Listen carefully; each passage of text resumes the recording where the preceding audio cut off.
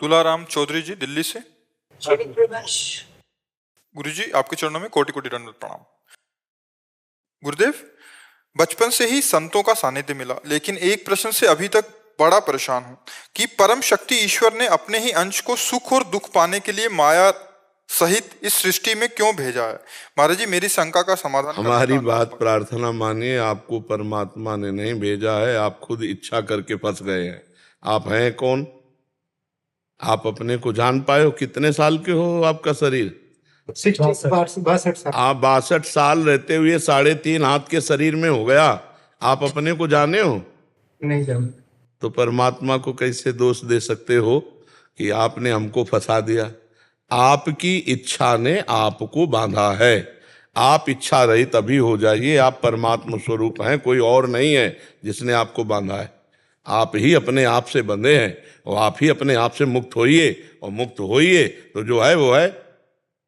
खुल अध्यात्म की बात यहाँ होती। देखो, हम यहाँ का जो उत्तर होता है वो परमार्थ से युक्त होता है। अध्यात्म ये भागवतिक क्षेत्र है, तो यहाँ भागवतिक उत्तर होगा, सांसारिक नहीं। यहाँ कोई भी फंसा हुआ है तो अपनी कामना, इच्छा और वासना से फंसा हुआ है। आप अपनी इच्छा, कामना, वासना को शांत कीजिए, आपकी ड्यूटी है। और फिर आप प्रश्न कीजिए कि आपको किसने बांधा था, कौन बंधा है। ना अभी बंधे हो, ना पहले बंधे थे। ना अभी दुख है, ना पहले दुख है। माना हुआ आपका इच्छा का दुख और सुख है, क्योंकि आप दुख और सुख से परे तत्व हैं। आपने अपने को अभी तक 62 साल में एक सेकंड भी बैठ करके नहीं सोचा कि आप हैं कौन। आप इसी देह के राग में भटकते घूम रहे हैं। अब आपसे पूछा जाए आप कौन है, तो सीधा परिचय देह का देंगे। सीधा परिचय आप कहाँ के हैं, तो सीधा परिचय जन्म स्थान का, गांव नगर का देंगे, क्योंकि आपको बोध ही नहीं कि आप कौन है, आप कहाँ के हैं। अब हम फंसे हैं ना अपनी इच्छा में।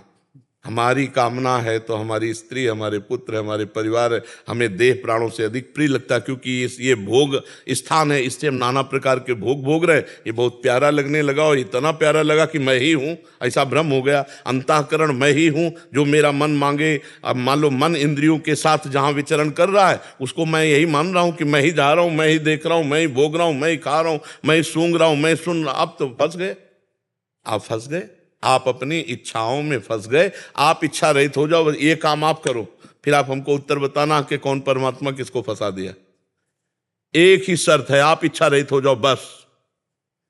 आप कामना रहित होइए, आप इच्छा रहित होइए, गुरु की शरण में जाइए और साधना कीजिए, और इच्छा रहित होइए। और फिर कभी अगर जीवित रहे हम, आप भी बता देना कौन आपने फंसाया है, आपको कौन फंसाया है, किस लिए फंसाया है। आप हंसोगे अपनी मूढ़ता पे। बंधेव कीर मरकट की लाई, यद्यपि मृषा छूटति कठिलाई। भाई, यहां भगवान ने फंसाया नहीं। अब हम आपको बिल्कुल सरल भाषा में कहते हैं। एक समर्थ पिता ने आपको भूमि दे दी, बीज दे दिए विविध प्रकार के। अब आप उसमें क्या बोते हैं, आपकी पसंद है। जो बोएंगे वही आपको काटना पड़ेगा। बिल्कुल नीचे उतर कर बात कर रहे हैं। भगवान ने विविध प्रकार की भोग सामग्री, विविध प्रकार की वासनाएं रूपी भी, और ये भारत भूमि, कर्म भूमि भेज दिया अब आपको। तो आप तपस्या भी कर सकते थे, आप जितेंद्री भी हो सकते थे, आप ब्रह्मचारी भी हो सकते थे, आप लोक के लोक का कल्याण कर सकते थे। लेकिन आपने अपनी वासनाओं में फंस करके, अब जब फंस गए वासनाओं में, अब छूटना कठिन है, क्योंकि आसक्ति इतनी प्रबल आसक्ति। तब लगता है कैसे उन्होंने फंसा दिया। आपको दिया था तो आप आम बोते, बम्बुल क्यों बोया। जैसे आपको वाणी बोलने की दी तो आप इससे खूब नाम जप करते, शास्त्र का स्वाध्याय करते, बहुत से स्तोत्र हैं उनका पाठ करते, प्रपंच की वार्ता करके इतने वर्षों में वाणी को व्यर्थ कर दिया। आपको आध्यात्मिक शक्ति दी, इंद्रियां दिया, आपको मन दिया, आप इसे सच्चिदानंद में लगाते। आपने पार्थिव भोगों में लगाकर अपने आप को कमजोर कर लिया। अब भी आप अगर चेतना में आ जाओ तो अब भी अपने को मुक्त कर सकते हो। तितिक्षु ब्राह्मण को अंतिम समय बुढ़ापे में बात समझ में आ गई तो भगवान उसका गीत गा रहे, इतनी उच्च कोटि का उसका विचार बन गया। तो देखो, सच्ची तुम्हें बता रहे हैं, किसी ने नहीं बांधा है, हम अपनी वासना और इच्छा में बंध गए हैं। महाराज जी, हाँ, बड़ा व्यथित हूँ कि ईश्वर ने ये सृष्टि क्यों बना दी।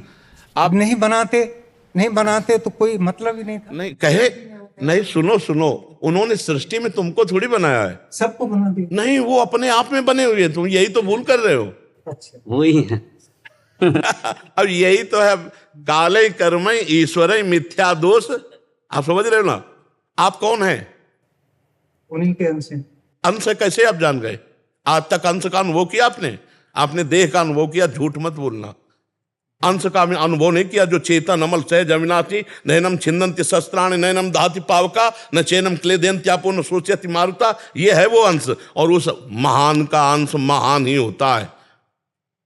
आप समझते हो? पूर्ण का अंश कभी अपूर्ण नहीं होता।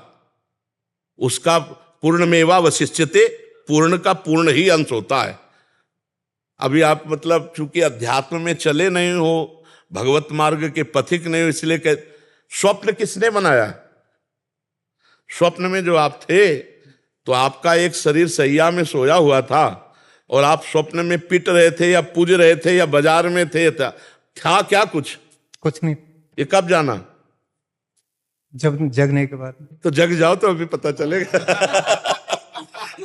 अभी आपसे चौपाई में कह रहे थे, जे ही जाने जग जाए हेराई, जागे जथा स्वप्न भ्रम जाई। सुनो, ये स्वप्न है जागृत अवस्था भी, ये दीर्घ स्वप्न है। इसमें जब जगोगे तो एको ब्रह्म द्वितीयो नास्ति। जैसे स्वप्न में केवल आपका मन आप बन गया, बाजार बन गया, विपक्ष बन गया, पक्ष बन गया, सुख बन गया, दुख बन गया, और जब जगे तो सब झूठा था। टोटल था, परसेंट में तो नहीं था, परसेंट में टोटल था ना। भगवान शंकर पर विश्वास है ना? उमा कहूं मैं अनुभव अपना, सत हरि भजन जगत सब सपना। मानते हो ये सपन है? जग जाओ इससे प्यारे, तुम्हारे सिवा कोई नहीं, कोई नहीं। महाराज जी, मैं 9th क्लास में मैं चला गया था संत जी के पास जी। स्वामी जी के पास चला गया। महाराज मुझे ये छोड़ना है, त्याग करना है सब। क्या? 9वीं क्लास में जब थे तो किन्हीं संत 9वीं क्लास से महापुरुष मैं के चला पास गया। गए। जी घर छोड़ दिया था जी। संत आते थे हमारे घर, तो उन्होंने मेरे को एक ही बात, कहाँ से आए हो बेटा? मैंने कहा फलाने गांव से आया हूं। तो पिताजी का नाम पूछा, फिर 2-4 वहां आते थे उनको। मैंने कहा कहाँ जाओगे?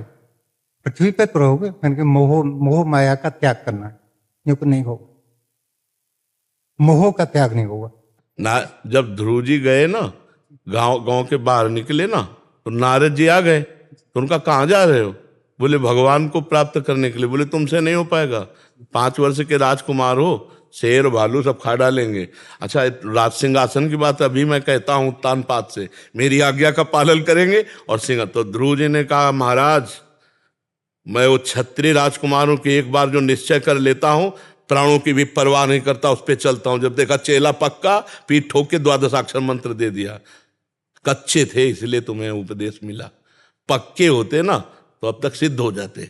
कच्चे थे। गुरुजन पहले परीक्षा, जब कक्षा 9 पढ़ के अगर तुम भागे थे तो साइंस साइड पास होकर 9 पढ़ के भागे थे। कितनी समस्याएं आई जीवन में वहीं से, पर एक दृढ़ निश्चय, प्राण त्याग सकता हूं, भगवान का मार्ग नहीं। तो आज 55-56 की आयु होगी 13 से, और 56 की आयु तक भगवान ऐसे पूरा मार्ग तय, कहीं किसी भी तरह की गुरु प्रसाद से यात्रा लड़खड़ाई नहीं। एक बार घर से निकले, दोबारा जिंदगी में कभी गए नहीं, कभी वृंदावन के सिवा किसी रसोई में बैठ के भोजन नहीं किया होगा पूरे जीवन में, यही वृंदावन में। तो हम अपनी कमजोरी को संतों का आदेश ना माने। संत 2 प्रकार के आदेश करते हैं। पहला वो देते हैं उनको प्रलोभन, फिर देते हैं भय, और भय और प्रलोभन दोनों से पास हो जाए तो उसे देते हैं भगवत मार्ग। कच्चे खिलाड़ी नहीं होते कि ऐसे कच्चों को पकड़ लें कि बीच में जो है डूब जाए। महाराज जी, उन्होंने केवल एक ही बात कही, आप संभाल लो, आप संभाल लो, आप संभाल लो, पीछे छोड़ो, आज से संभाल लो प्यारे, आज से संभाल लो। अब लो नसानी अपना नसीब, आप भगवत प्राप्ति कर लो। जितनी श्वासें बची हैं, एक भी क्षण भगवत चिंतन के बिना ना जाए तो हम गारंटी लेते हैं जितना जीवन है उतने में भगवत प्राप्ति हो जाएगी।